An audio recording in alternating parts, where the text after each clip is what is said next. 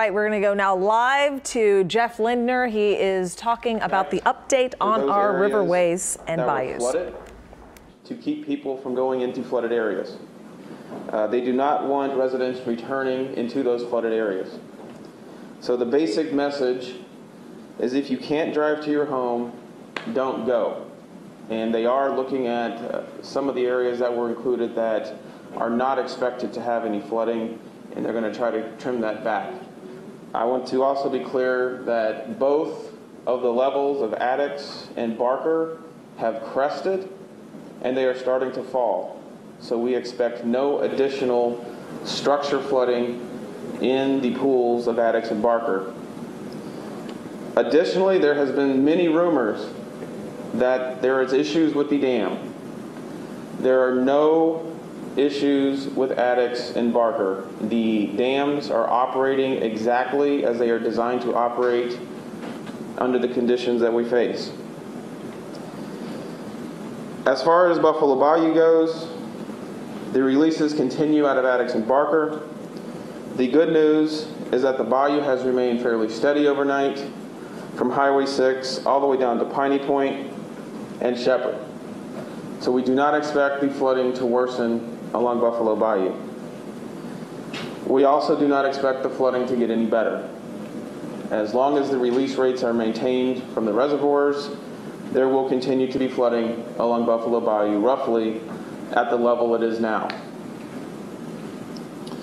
There will be fluctuations in the water level over the next few days due to changes in the release rates. Obviously, the dams are being put under an extraordinary situation right now, and so the Corps of Engineers wants to make sure that they are checking the gates as we go through this operation. As for the other watersheds in the county, the water is falling and crested on all watersheds across the county. Conditions will be improving in many areas today. Many areas will actually see the water go down.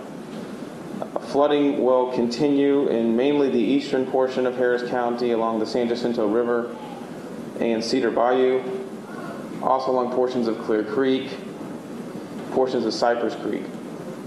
Most other watersheds have returned back within their banks, and that will help to begin to alleviate the roadway flooding that we've seen across the area. And the other last piece of information is on the Inverness Forest subdivision levee. As we've been talking about, that levee has been damaged. The good news is the creek is about 2 feet from reaching the toe or bottom of the levee, and once the creek falls below that 2-foot level, we will be lifting the mandatory evacuation order for that subdivision. And with that, I will turn it over to Dr. Russo to talk additionally about the Addicks-Barker reservoirs. Thanks, Jeff. Good morning. My name is Edmund Russo with the Army Corps of Engineers, Galveston District. This is an update of the Addicks and Barker Reservoir Dam System as of this morning. Our current reservoir discharge models are based on a 7-day forecast of less than 1 inch of rain at this point. The Addicks and Barker watersheds have received approximately 35 inches of rain across this upstream region since the beginning of the Harvey event. Releases from both reservoirs began about 3 days ago. The reservoir levels at both flood risk management structures continue to recede. The pool levels at these structures peaked yesterday and are moving on a downward trend. At this time, Addicks Reservoir continues to release approximately 7,000 cubic feet per second, or CFS, and Barker is holding steady at approximately 6,300 CFS. These discharge rates will continue for the foreseeable near term with the goal of restoring floodwater storage capacity in the reservoirs. Flows around the north end of Addicks began 2 days ago, and at current discharge rates should cease in the near term, the next few days, considering current weather conditions. The tax day flood last year was less than half the size of Harvey, and it took approximately 3 months to release all of that water because we had subsequent rains following that tax day event. The Harvey floodwater and storage will likely take about 3 months to release from our structures, assuming we get little rainfall in that time. We will continue to release water to restore storage capacity in the reservoirs. We also continue aerial reconnaissance later today to begin assessing the impacted areas of the Houston Metroplex. We are also starting assessments across the coast of Texas to understand the conditions post-Harvey, and we'll begin clearing navigation channels once the Coast Guard opens them up for traffic. Thank you very much. Yes. Have there been any conversations about when all of the water is gone about going and repairing those dams or reinforcing those dams in the case of a future catastrophic rain event? Right now, actually, we have a construction contract underway at Addison Barker to replace the outlet structures. That is actively underway right now. The project will be complete in 2021. It is happening in parallel track with the normal operations of the existing outlet structures. It's a normal engineering life cycle event to replace those features of the project. But in terms of correcting the damage, because I know there was damage to the levees and stuff like that, you know, are you guys going to be going in there in the coming weeks and trying to fix that damage? We have dam safety engineers out there monitoring and assessing the performance and functionality of the structures throughout the entire event. There haven't been any known damages to the structure through this event, but we will, as you say, we will continue to monitor and assess for any maintenance and repair requirements that we find out there. As the water goes down, we will continue to inspect the structures and ensure that they perform as intended. And if there are any damages, we will certainly make those repairs. We have a construction contractor on site, ready with materials on standby for making any emergency repairs that the dam safety engineers may require them to perform. And they've been out there throughout the entire event. So if there's any requirements that we need to take care of, that'll happen on site.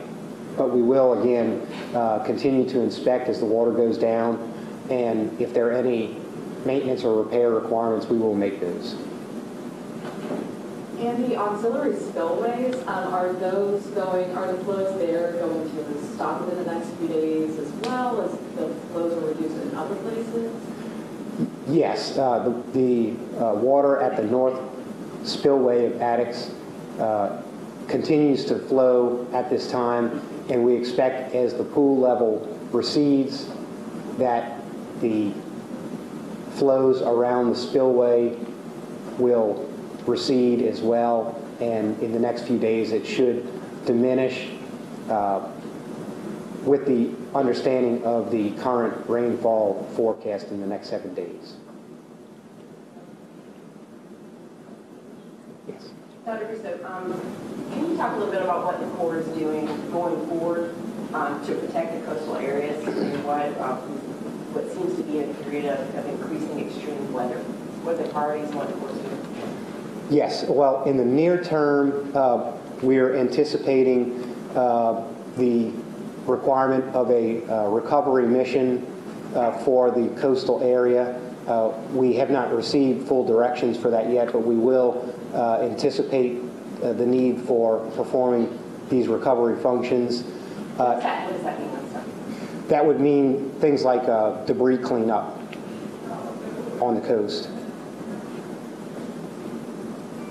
But in parallel track, we are performing and have been performing in conjunction with the Texas General Land Office a study for protection and restoration of the coast. It's called Coastal Texas Protection and Restoration Study. That study will be looking at coastal storm risk management and ecosystem restoration coast-wide. There's a particular emphasis on understanding the needs for managing flood risks in the Houston-Galveston area. We anticipate having a report completed in the year 2021. The Sabine to Galveston region, also we have a report that is being completed this calendar year for making recommendations to construct coastal storm risk management structures in the region between Freeport and Orange, Texas, excluding the Houston-Galveston area, which is being addressed in the Coastal Texas study at this time.